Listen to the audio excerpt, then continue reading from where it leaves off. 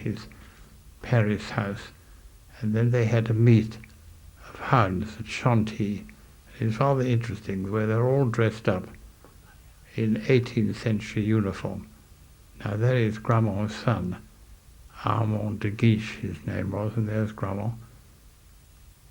And you see the way he as master of hounds wears a great horn round him, unlike the small horn which the huntsman wears at hunts in England. But these hunts in Paris, near Paris and anywhere in France, were the same principle, of course, but they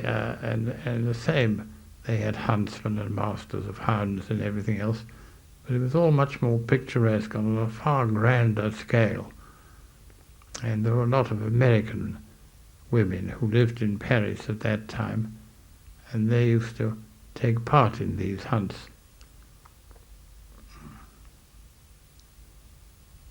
And this was one year where my brother Stephen and I went over to stay with my father he always lived in Paris when he was there.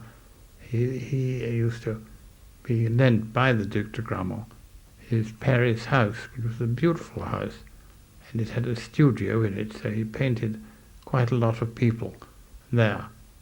A lot of South Americans who used to come over to Paris but didn't go to London. Now here's my father and I at this hunt, you see, at the this is a meet of hounds.